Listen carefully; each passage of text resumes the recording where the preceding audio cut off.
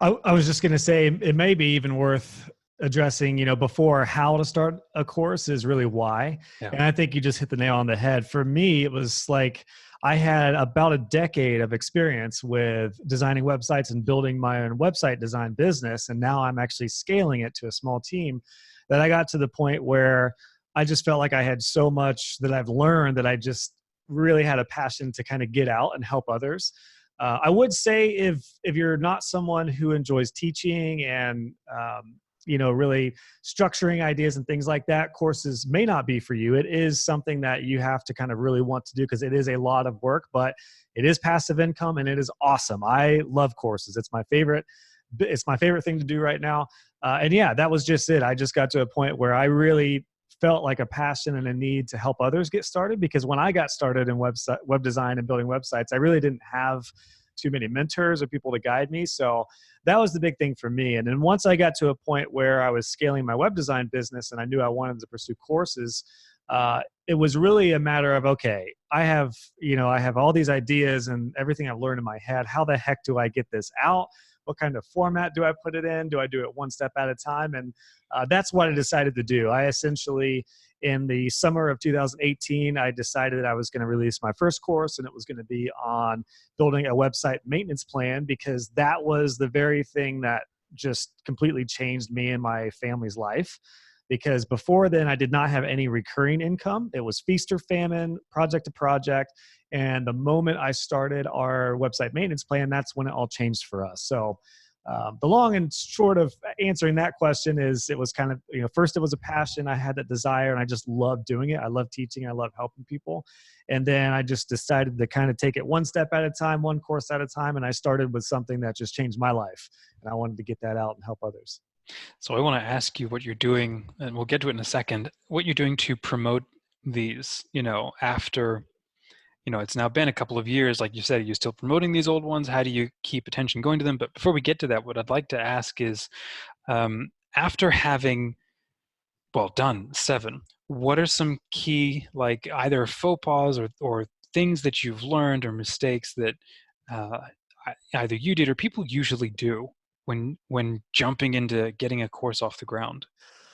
I guess it depends on the audience. It is a little bit different. I was fortunate because I already had an audience building before I launched courses. I was a blog author for the Elegant Themes blog, which are the creators of Divi, which is one of the most popular WordPress themes. That's kind of my tribe. And I had started a Facebook group before then of Divi website designers, which is now almost 20,000 people. So I kind of already had a tribe built in. And when I launched my courses, I was about a year past kind of already, doing blogs and stuff. So I already had a little bit of a name. So it kind of helped. However, I think one of the biggest potential problems that people face when they do courses is they don't know who their audience is. And that was one thing I was really sure about. I knew my audience was web designers who either needed help with building websites, or they were web designers who needed help building their business.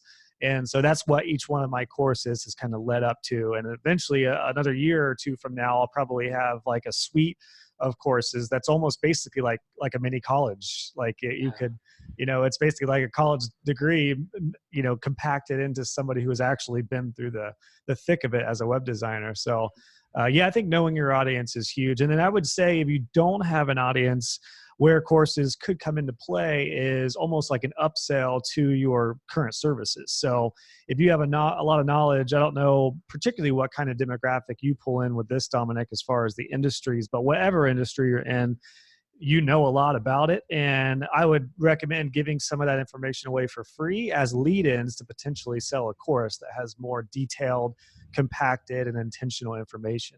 Mm-hmm. Mm-hmm.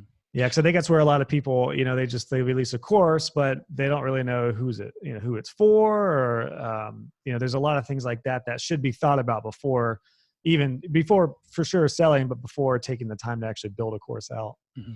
So you not only spent time, but you also tapped into existing audiences or existing tribes to validate the idea, get feedback on the content, beta test your articles before folding it into these more comprehensive, fixed course products. Exactly. Yeah. I really started from blogging. I started blogging on the side, and I became an author for Elegant Themes. And then that's what kind of spurred on the idea to help people, even more. And then at that time, I started a YouTube channel through my personal brand doing tutorials on learning Divi and WordPress. And my courses are essentially my videos and blog posts kind of just mixed into a course. It's just more intentional about one topic, going much more in depth, start to finish.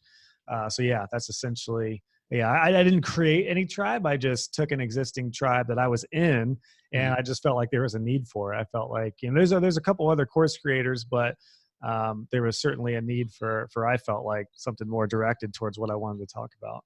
I think that's a really important point, that you don't always have to be creating your own tribe.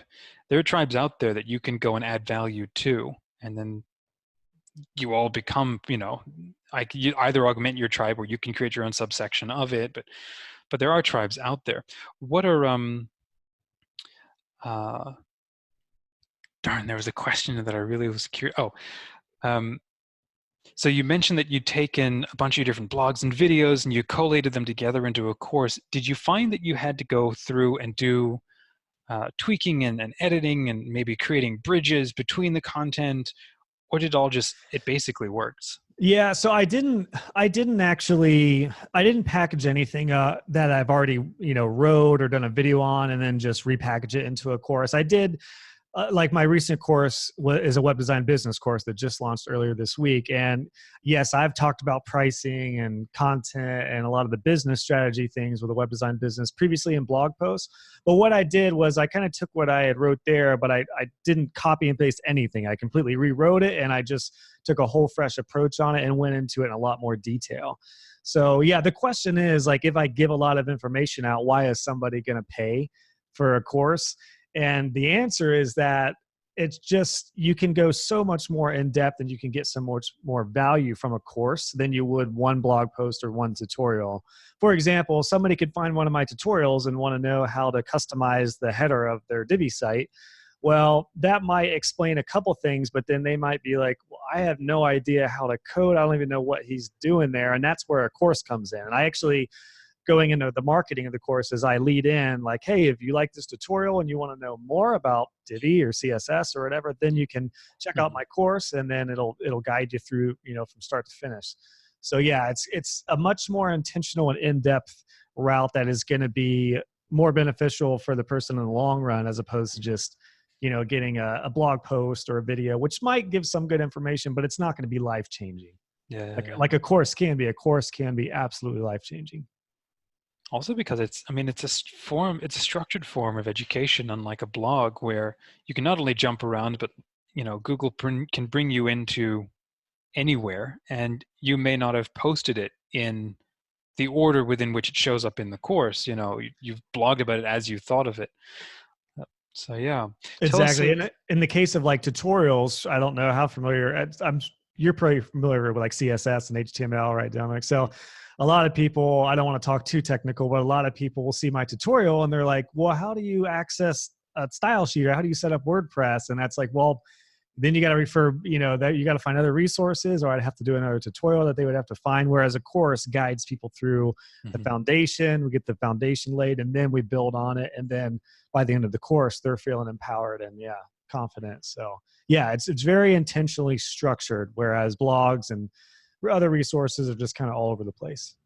So in a moment, I want to ask you about the media types. That obviously there's text that you're using, to probably be the meat of your course, but what other forms of media are you using? Before we get to that though, what's your story, Josh? How did you get into what you're doing? Have you always been a web design geek, or? Long and short of it is, I actually used to be a cabinet maker for a tour bus customizing shop. And I did that through high school. I was the janitor in high school. And then when I graduated, I did cabinetry and started doing that. At that time, I was also the drummer in a rock band, and we were playing weekends, and we actually toured for a long time, for a couple of years across the country. And we started touring when I actually lost my job at the cabinet maker shop. I got laid off in 2008 when the economy just completely tanked and the automotive industry got hit really hard. So I ended up getting laid off from that. The band became more serious, and then I was doing the band stuff, and then I started doing graphic design while we were touring. So I was doing our T-shirts, our CD artwork, and then I'll never forget, somebody asked me, "Hey, how much would you charge to design our T-shirt?" And I was like, "Oh wow, I could do this and actually, make some money at it." So I got into graphic design first in the band world, and then I was involved with the church at the time, and they asked if I would help out with their website. And I was like, "Oh, well, I don't know anything about web, but yeah, I'll give it a shot." So I started getting into the web design, and then I did print, and I did print design, graphic design, and web design for a number of years before I really took the business seriously, and then made it a full web design business. And about a decade later, primarily I just do website design. And then, like I said, I just had such a passion for sharing what I learned that I really wanted to get involved with the Divi community. And that was in 2017 when I decided I wanted to start a personal brand and do tutorials. And that's kind of how the side endeavor of teaching and being an educator kind of came full circle. And now it's going to be a 6-figure business for me this year. So now it's like, I'm really spending less time on my business and scaling that, and then more time with the educating and courses, which I just absolutely love. That's incredible. So to the question then, what forms of media then do you like to incorporate or have worked well for you? So the first thing what I'll do is I'll send you, I did a little documentary on creating one of my courses. I watched that. That was fun. Oh, did you watch it? Okay. So yeah, it was it's a long video. It's like an hour and a half, but it's essentially a 10-day, it's a documentary of a 10-day period where I created a course. What I like to do, the reason I did that is because I wanted to kind of show my whole process to people who are interested in doing a course. And then also for my students who might be interested in, like, where is he recording this, or what's he do, Mm-hmm. So I like to start off by essentially writing blog posts. So I like to structure it first, get the hierarchy and the structure of the course in place. Some courses are smaller. Like some of my courses are maybe 10 to 15 or 20 lessons. My business course is going to be like 40 lessons, so it's much bigger. So it's almost like 40 big blog posts with resources and everything. And then I take that as my script, and then I'll do video. So the videos are just what you're seeing here. It's a camera on me, and I'm talking through the project of the course, and then I'll do screen share if it calls for it. So if it's, if I'm showing off one of my websites or walking them through a proposal process, then I'll do a screen recording. And then if it's just something where I'm just talking on camera, I'll usually put a graphic up on the video that has the main points. Mm-hmm. So yeah, that's it. It's really a combination of video that is either just me talking like this or a screen recording. And then sometimes there's text on the video for just bullet points to keep them. That way it's not just one big shot of me talking for a half an hour. And then it's a combination of that with the blog posts. I'll call them blog posts, but they're essentially posts that have links and resources and everything in there. And then if I have any scripts or downloads, I include everything in that as well. Fantastic. Yeah. That's so let's wrap here with one actionable tip. What's something that you would recommend people to do if they've never started a course, they're not sure if they can actually do it, but they have a ton of education, like we said, a ton of this learning that they've gathered over the years. Maybe they've been giving talks for a while, or they've been consulting. How would you recommend that they just start? I would say that the biggest thing to think about is you have all this knowledge that could be used for good that's just sitting there. Not only is it, could it be used for good and it could help a lot of people, but you can make money from it. Like, it is a source of passive income or recurring income if you're constantly promoting and everything like that. So I just feel like if you enjoy giving back and enjoy helping people and you would like to monetize what you've learned, then doing a course is the way to go. As far as practically doing courses, I'm a developer and designer, so I was comfortable I use LearnDash and WordPress, but there are a ton of options out there for more simple course creation, like Udemy and some of these other course platforms. There are a dime a dozen. There's a ton of options, but it could be as simple as just a video or even just audio and blog. Or like an article, but it's almost like, if you're going to do a workshop and you're going to present and there's a lot of good information, you could pretty much turn that into a course. You could even, going back to what I talked about earlier, make a free workshop or a presentation for people that's a little more simplistic, just the bullets, and then go in more in depth in that topic and make it an actual start to finish course. Maybe it's 10 or 15 lessons. Mhm. And if it's 99 bucks or whatever, then, you know, you get a handful of people signed up, or if you get tens or hundreds of people signed up, then it's really awesome. And Um, to the objection, you know, someone says, well, why should I put my course out? There are so many others, perhaps, on this given topic. What might you say to that? because no one's the same. I had that same thought. I delayed doing courses for a long time because I felt like, number one, I'm a designer, I'm a blogger, I'm not a teacher. But I realized that when I started doing tutorials, I'm like, you know what? I am a teacher and I'm pretty dang good at it. Like, imagine if I really focused on that, I could get a lot better.